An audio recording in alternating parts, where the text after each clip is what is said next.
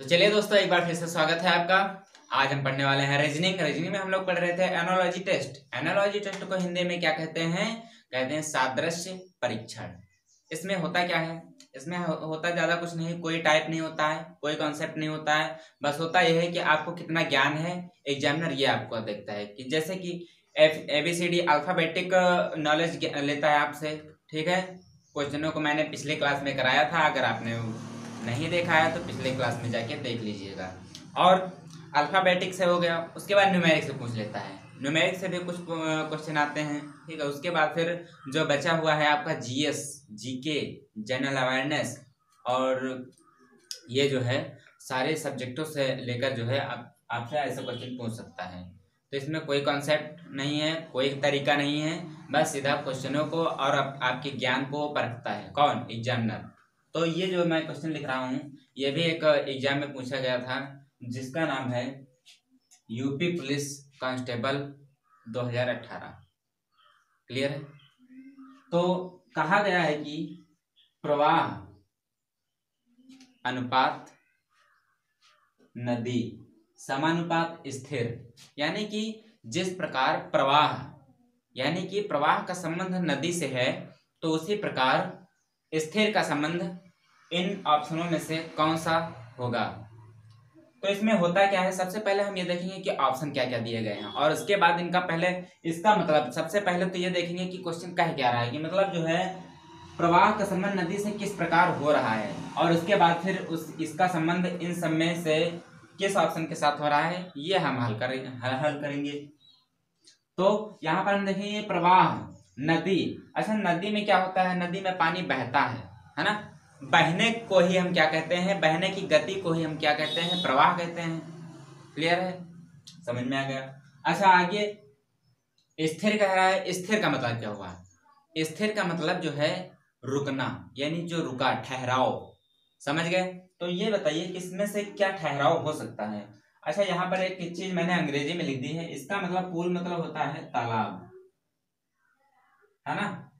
तो ये इसको आप लोग याद रखिएगा। वैसे आप लोगों को पता होगा, पोखर, तालाब, सूर सरोवर, ये सब जो है तालाब के नाम है।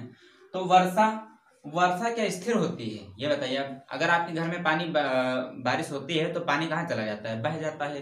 वो भी एक प्रवाह का ही रूप है। और उसके बाद अगर हम धारा की बात करें तो धारा और प्रवाह एक ही तो है ना? तो ये भी नहीं होगा। और उसके बाद हम तीसरा देखते हैं पुल। पुल मतलब क्या होता है? तालाब। तालाब में पानी क्या होता है? ठहरा होता है ना? तालाब हम उससे कहते हैं जहां पर पानी भरा होता है। क्लियर है? अच्छा, वही तालाब अगर बड़ा हो, काफी बड़ा हो, उसमें भी पानी ठहरा हो, तो उसको हम लोग क्या कहते हैं? झील कह देते हैं, है ना? तो यहाँ पर जो है तालाब जो है, तालाब में क्या होता है? पानी की अगर देखा जाए तो पानी क्या होता है? स्थिर रहता है, यानी कि रुका हुआ रहता है। तो क्लियर है? हमारा उत्तर यहीं पर मिल गया। तो हमारा उत्तर क्या हो जाएगा? सी, यानी कि पुल। जिस प्रकार प्रवाह का संबंध नदी से है, उसी प्रकार स्थिर का संबंध किससे होगा? पुल से, यानी कि तालाब से नहीं। समझ में आ गया? तो चलिए अगले क्वेश्चन की तरफ हम बढ़ते हैं। अगला क्वेश्चन दिया गया है कि पंजा का संबंध बिल्ली से है, तो खुर का संबंध किससे होगा? आपके ऑप्शन दिए गए हैं, कुत्ता, बाज, सिंह, घोड़ा। क्लियर है? अच्छा, ये पंजा, बिल्ली, क्या समझ रहे हैं आप इससे? कि मतलब बिल्ली के 5। अच्छा, पंजा किसे कहते हैं? पंजा कहते हैं 5 उंगलियों के समूह को पंजा कहते हैं। जिस प्रकार 5 नदियों के समूह को हम लोग क्या कहते हैं? पंजाब। पंजाब क्या है? एक राज्य है हमारा। समझ गए? तो 5 नदियां हैं, झेलम, वितस्ता, रावी, चिनाब, सतलज। ये जो 5 नदियों का समूह होता है, इसे हम लोग कहते हैं पंजाब। उसी प्रकार हम 5 उंगलियों के समूह का क्या कहते हैं? पंजा कहते हैं। समझ में आ गया? तो पंजा का संबंध बिल्ली से, यानी कि बिल्ली के 5, यानी कि पास पंजा होता है, यानी कि 5 उंगलियां होती हैं। और यहाँ पर बात की गई है खुर का संबंध किससे होगा। तो आप खुर जानते हैं क्या होता है? जिस प्रकार व्यक्ति के पास, अच्छा लड़कियों के ज्यादा हम लोग देखेंगे, आप लोगों ने भी देखा होगा कि लड़कियों के इतने बड़े बड़े नाखून होते हैं। तो ये क्या है? ये निर्जीव होते हैं। जैसे कि बाल, हमारे बाल काट दो, खून निकलेगा? नहीं निकलेगा। अगर नाखून बड़े हो जाए, उनको काट दो, तो ये निकलेगा? नहीं निकलेगा ना खून। क्यों नहीं निकलेगा? क्योंकि ये निर्जीव हैं। क्लियर है? अच्छा, वही एक बार उंगली काट के देखिए जरा। उंगली काट के देखिए जरा क्या होता है। तो वहां पर जो है आपको खून निकलेगा, है ना? लालल। तो जो है ये जो है निर्जीव होता है खुर आपका। क्लियर है? जिस प्रकार आपके नाखून बाल होते हैं उसी प्रकार जो है खुर भी होता है। वो हम लोगों की नहीं होता है, वो कुछ जानवरों में पाया जाता है। जैसे कि आपने कभी गाय को देखा होगा, गाय, बैल, भैंस, और इनमें से जो दिया गया है इनमें से केवल घोड़े के पास खुर हुआ होता है, क्योंकि गाय बैल तो हमें दिया नहीं गया है, ना ही भैंस दी गई है। तो यहाँ पर आपने अगर गौर से देखा होगा, जो घोड़े होते हैं उनके जो है खुर होता है सबसे नीचे पैर में, देखा होगा। समझ गए? तो यहाँ पर खुर जो है किसके पास होगा? घोड़े के पास। हम यहाँ पर घोड़ा लिख देंगे। समझ में आ गया? चलिए अगला क्वेश्चन हमारे सामने लिखा गया है कि पक्षी विज्ञान का संबंध पक्षी से है, तो नृविज्ञान का संबंध किससे होगा? आपके पास ऑप्शन दिए गए मानव, पौधे, वातावरण, और अंत में दिया गया है कि जीव। तो ये बताइए आप ये इसको बहुत कम पढ़े होंगे। अगर मैं यहाँ पर लिख देता एंथ्रोपोलॉजी तो आप लोग समझ जाते हैं। क्लियर है? और ये क्वेश्चन ज्यादा पुराना नहीं है। अभी हाल ही में जिन लोगों ने 24 अगस्त को एग्जाम दिया है उनके फर्स्ट शिफ्ट में यही क्वेश्चन पूछा गया है, सेम टू सेम यही क्वेश्चन है। और जो है काफी लोगों ने इसको देखकर जो है गलत किया। समझ गए? तो यहाँ पर हम जानेंगे कि जो है इसका उत्तर क्या होगा। तो इसका उत्तर जो है, जिस प्रकार पक्षी विज्ञान का संबंध पक्षी से है ना, यानी बर्ड साइंस का संबंध बर्ड से है, यानी कि जिस प्रकार पक्षी जो है, पक्षी विज्ञान किससे संबंधित है? तो पक्षियों से है। तो नृविज्ञान किससे संबंधित है? तो नृविज्ञान जो है इनमें से मानव से संबंधित है।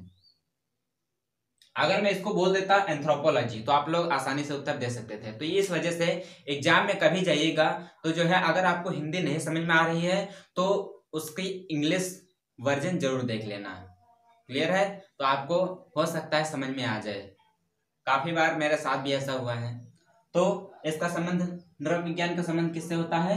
मानव से होता है। समझ में आ गया? तो अगला क्वेश्चन हमारे सामने दिया गया है कि आंख का संबंध दृष्टि दोष। अच्छा, आंखें तो सभी को पता है कि आंखें क्या होती हैं। हमारे शरीर के एक बहुत महत्वपूर्ण हिस्सा मान लीजिए। इसको हम अनमोल रत्न भी कहते हैं। क्यों? क्योंकि अगर आप ये सोचिए कभी कि आपकी आंखें बंद हो जाएं, मतलब आप आंखें बंद करके देखिए कि अगर मान लीजिए अगर आप काफी सारे ऐसे लोग होते हैं जिनकी आंखें नहीं होती हैं, तो वो बेचारे कैसे, मतलब क्या महसूस कर रहे होंगे, है ना। तो आप कभी आंखें बंद करके जो है थोड़ी दूर चल के देखिए तो आपको कैसा महसूस होता है ना।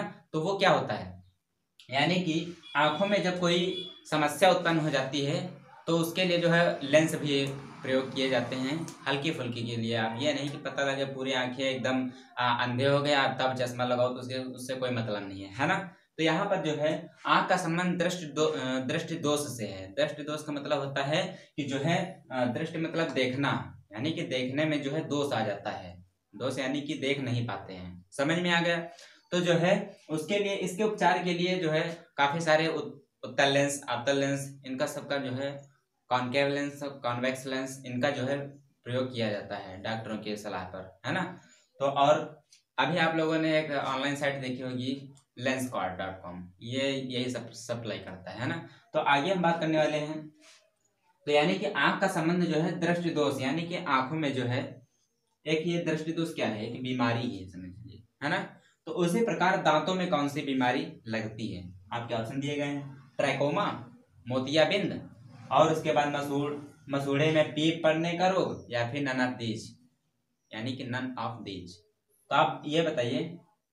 तो इसमें हमको पता है ट्रैकोमा भी नहीं होता है, मोतियाबिंद तो आंख से रिलेटेड होता है ना।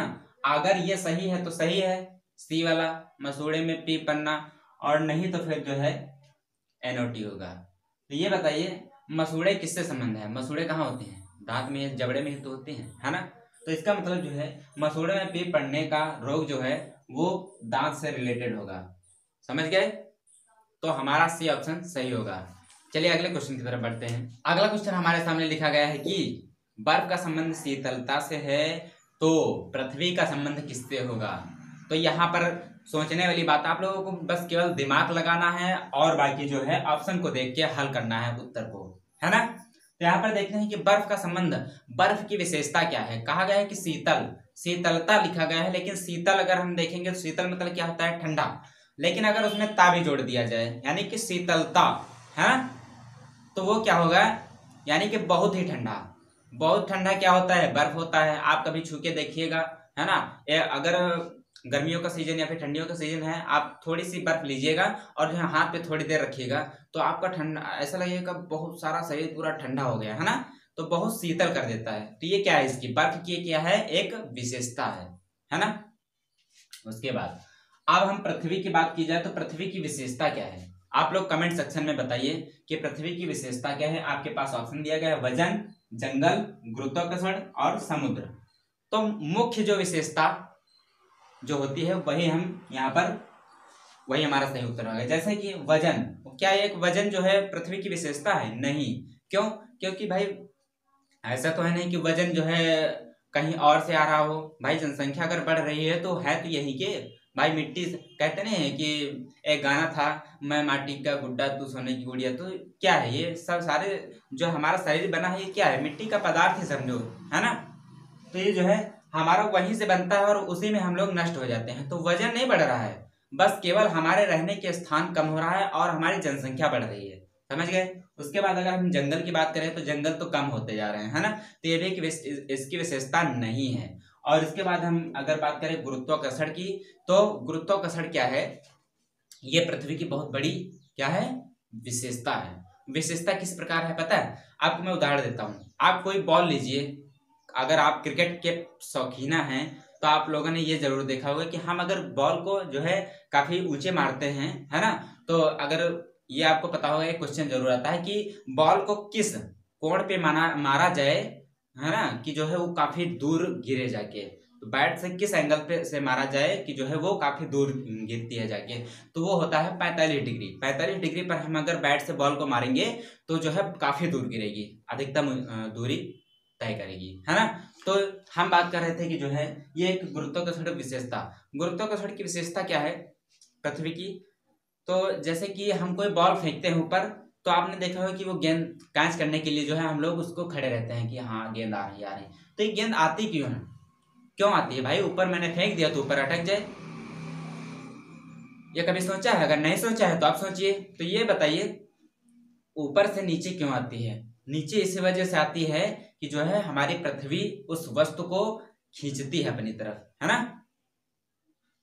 क्लियर है, ये आपका गुरुत्वाकर्षण का सिद्धांत, अगर आप साइंस पढ़े होंगे तो आपको पता होगा, गुरुत्वाकर्षण का सिद्धांत न्यूटन ने दिया था, है ना। तो आगे, तो यहाँ पर बात की गई है गुरुत्वाकर्षण की, तो क्या पृथ्वी का विशेषता जो है गुरुत्वाकर्षण है, तो बिल्कुल है, क्योंकि जो है कोई भी ऐसी कोई भी वस्तु आपके फेंक के देखिए जमीन ऊपर आसमान से जमीन पे जरूर आएगी, क्योंकि इसमें जो है गुरुत्वाकर्षण पाया जाता है। तो ये बहुत बड़ी इसकी विशेषता है, समझ में आ गया। तो गुरुत्वाकर्षण क्या होगा, हमारा सही उत्तर होगा। अच्छा, ये तो थे क्वेश्चन एनालॉजी यानी कि सादृश्य परीक्षण पर। आप लोग पढ़ रहे होंगे, जीके जीएस पढ़ते रहिए, और जो है अल्फाबेटिक जो भी क्वेश्चन आते हैं उनको भी देखते रहिए, है ना। बाकी जो है न्यूमेरिक जो आते हैं उनको, जैसे स्क्वायर, क्यूबिक, है ना, क्यूब वगैरह जो आते हैं इनको आप लोग देखते रहिए और याद करते रहिए, है ना। और बाकी जो भी क्वेश्चन है, इसके जो भी क्वेश्चन आपको आप लगाइएगा, एक किताब है अजय चौहान की रीजनिंग की, है ना, उसके क्वेश्चन जो है मुझे लगता है काफी सारे क्वेश्चन उससे हैं, वो क्वेश्चन लगाइए। और जो भी क्वेश्चन ना आए तो हमारा टेलीग्राम चैनल है, फेसबुक चैनल है, और जो है व्हाट्सएप भी कर सकते हैं, है ना। तो वो मैं उन सभी का उत्तर देने की कोशिश करूंगा। तो मिलते हैं अगली क्लास में, तब तक के लिए जय हिंद।